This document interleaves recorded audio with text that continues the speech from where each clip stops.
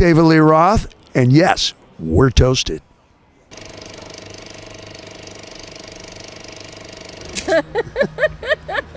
How rock star, huh? I didn't need that, but I said, do it. It's everybody's watching. It looks so rock star. You need Windex?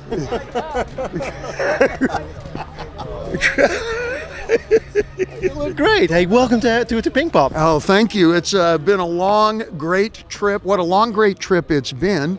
And this is one of my most, I think it's seminal. This is from which memories, the outdoor festivals, this is what Europe looks like. The audience, to an American eye, looks very much local here. The flags and the smiles and everything. Really, there is a different vernacular. It's a different kind of slang out in that audience. And when I see this audience, I saw it on television at the Pinkpop documentary, and they go through all of the shows that have been here. I just was sitting with Jan Smits.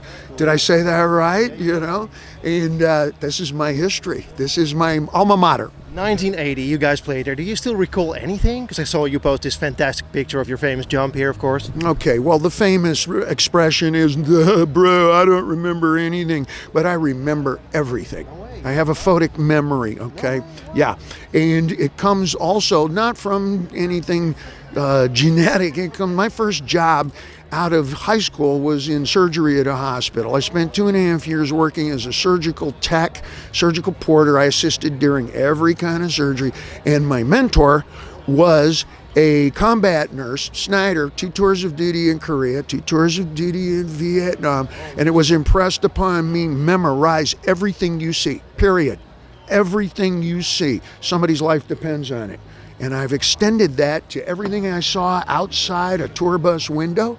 Everybody that I've ever sat and sit here, I'm going to memorize that smile. You have an aura like a burning tire. Is that Dutch? Yeah, well, probably that's my American spirit. Jump issued again, another hit. Armin van Buren did it, and we talked to him, and he said, well, we never thought that these guys would go with it. But you were actually psyched, right? I've always maintained that the remix, 9 times out of 10, is a little more colorful, a little more daring and unafraid than the original single, okay? Because you're not playing for a specific demographic. You're trying to create something new. You're working from resource. It's sort of like when the big band era, when Benny Goodman would always have big band versus Chick Webb, okay? Essentially, it's the white guys, the pale faces versus the black big band, and they would pick the same songs, okay? And you pick the same 4 songs, you get to do your arrangement, okay? And Benny would always play, happy birthday to you, happy birthday, that kind of a style, because he's playing to a specific audience.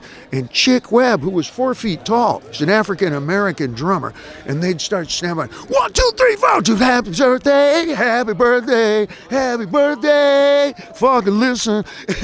You go like this, and that's where the remix kicks in. Only thing I saw new was, how come artists like me aren't up there singing along? That's the best karaoke you could ever have. Everybody out there knows every single word of my songs. My words are like national anthems now. Hey, of course you, and right so, because you did some great tunes. Hey, you were on stage with Armin at EDC. I saw that. The fans were split, basically. I mean, the Van Halen fans were in 2 sides because they are not into dance music. You are yourself, however, right? All of my heroes wore suits to work. Whether that was Coltrane, whether that was Benny Goodman, whether that was Miles Davis, the Beatles, the Dave Clark Five, the Stones. I can keep going here. All right. And that means that there's a cerebral quality to the music. It defies shoes and haircuts. It defies what is our specific neighborhood. California, very specific neighborhoods. We have a surf neighborhood, we have Tejano, we have right-wing Trump stars, and we've got downtowner hip-hop. It's very specific neighborhoods. And all of that is in Van Halen music, okay? As soon as you go and you sit in front of a Van Halen audience, you have Confederate flags sitting in front of Black Panthers, all right? And everybody understands the music. I've always been unafraid. Let's try something a little different, a little bit forceful, something that is a little bit new. And jump translates into many different song styles. You could play jump on a ukulele. It may arguably be better. I won't go there. Hey, but still, what was it like for you to be on that stage and see that crowd of young people who probably never saw you before? I'm going to speak to the women of the audience watching this now. Have you ever made a meal for somebody who was really hungry?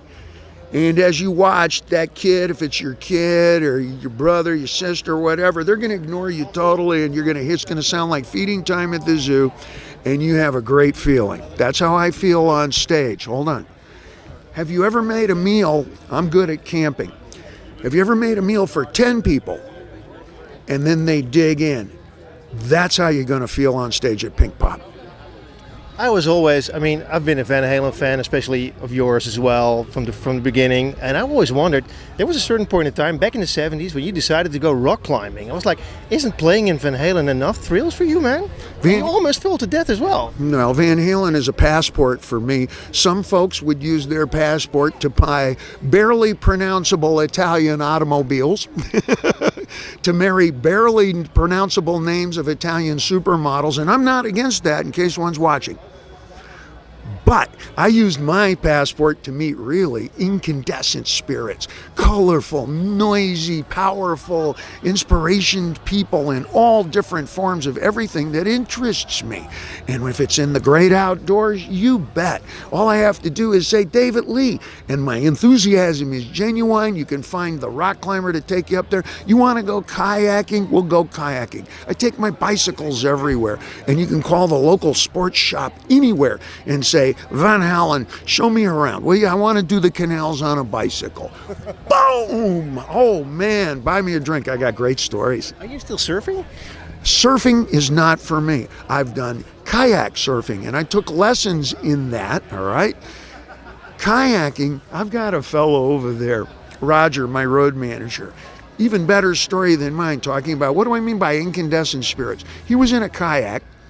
He's fishing. This is in San Pedro, California.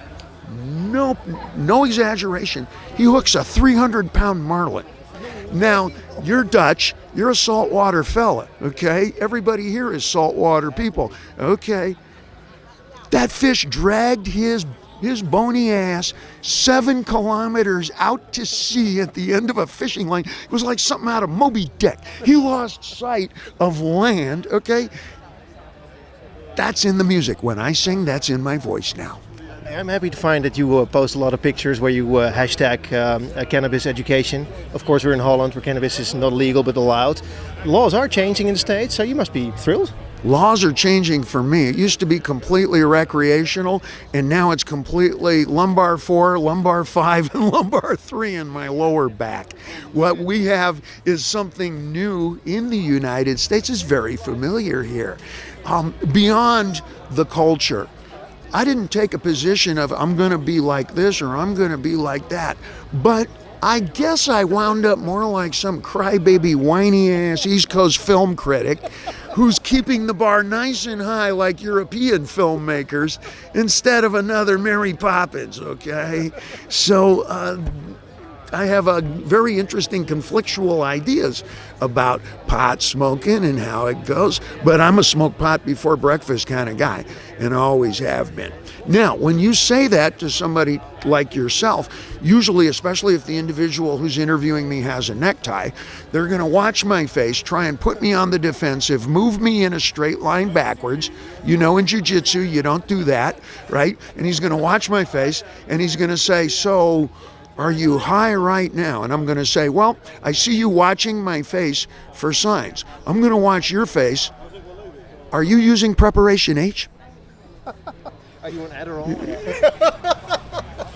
But you got busted for buying a joint in New York, right? What the hell? 1993, $10 worth of bunk reefer, okay, that was a big thing. It was a celeb use stock, okay?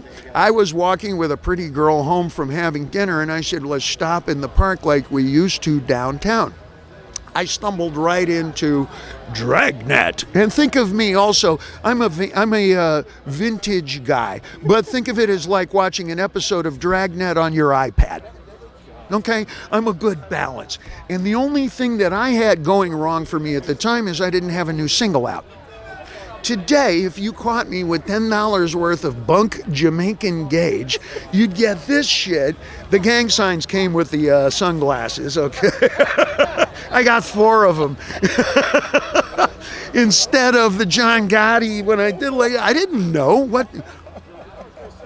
Like my sister says, Dave, you missed the big stuff. Well, you didn't. Another story I read. Is this true? You passed over 300 hours of getting tattooed in Japan. Is that true?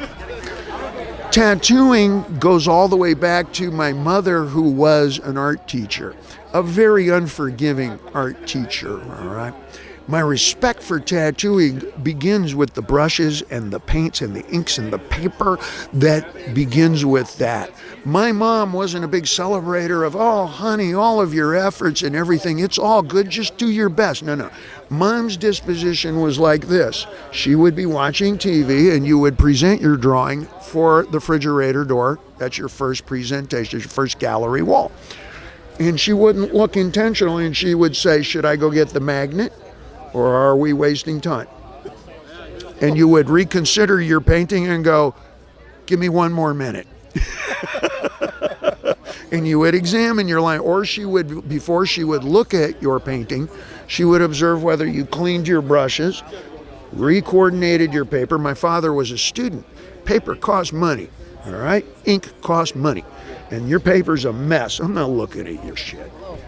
And that all came into Van Halen music. That all came into what I did as far as tattoos. Most folks, when they do tattooing, have what's called placas, badges, and you build a mural, sort of like Justin Bieber has one building, okay? This is a tradition. I took a much more considered, a symphonic approach, and designed the entire thing and did 300 hours in a row. So you have one complete Japanese tuxedo that extends there. Can I disrobe on Dutch TV? Can I do this? If we get this here, can I dial me in? Okay. You can see I have what's called and these are kabuki masks. Okay. This is classic Japanese theater, and Crime Syndicate? No, it's not Crime Syndicate. It used to be the same way as bikers controlled motorcycles. And then in the 60s, Honda came in and said, nah, we think there's other communities who might be interested in this shit. And now you meet all kinds of people on motorbikes, not just Hell's Angels. That's beautiful. Thanks for showing us. Of course, everybody is happy that you're back, but everybody wants to know what's coming up. Is there more music coming up from you and tours maybe? There is certainly more music, and if you want to hear updates, dial in to davidleeroth.com. David Lee Roth, The Roth Show, all roads lead to David Lee Roth after this many summers. And plenty of music coming up. I'm going to be seeing the Van Halen brothers in the next week or so. We'll be talking what's coming up then. And if you have tattoos, I finally went a little bit corporate. We have inktheoriginal.com. Check us out. We are the Vogue magazine of tattooing, and it's exactly like you started to allude to. Tattooing today has moved from below 14th Avenue into every single person you can imagine. You can go to a federal prison, and there's a lot of ink on both sides of the bars, homeboy. You also have this sun cream, right, for people with tattoos? Oh, well, and it's beyond that. It is an entire line for people who wear outdoors constantly. For those of us who really have an attitude that where we deal with very difficult situations like spring break, family events, another flat tire on the way to Maastricht. You had one, really? No, but I'm getting you ready. So there's new Van Halen music coming with your vocals? I make no promises, but I make promises, but I don't. I have to publicize now that I'm not talking. Damn it, that's the best news ever. Talking about Vogue magazine, you did an interview where you told that you almost fell to death because of the rock climbing. There must have been other instances where you had a near death, right? I'm an expert at what not to do outdoors. This is how I come by way of a product line and all manner of advice. I've done everything wrong 6 and 7 times. I've had 24 sunburns, 14 broken hearts, 75 hangovers. This was just last weekend. Now, think of it as being in a kitchen. A lot of what you learn is what not to do. You're going to be hovering as a chef, watching somebody who's first learning how to slice a good tomato like this, going, no, no, no, no, no, no, no. Okay, hold the knife. Whoa, whoa, whoa, don't mix that. And that's kind of where I am. When you buy my product line, you're paying me for what's not in that bottle. Buy it, people, buy it. I told them, don't try and fool me with organic, semi-organic, Hasidic free range, natural, semi-natural. That's word games. Just name all of the bad stuff, put it in a list, and make sure my list is longer than the next guy's. It's sort of a Brooklyn approach. We got to wrap it up. Thank you so much.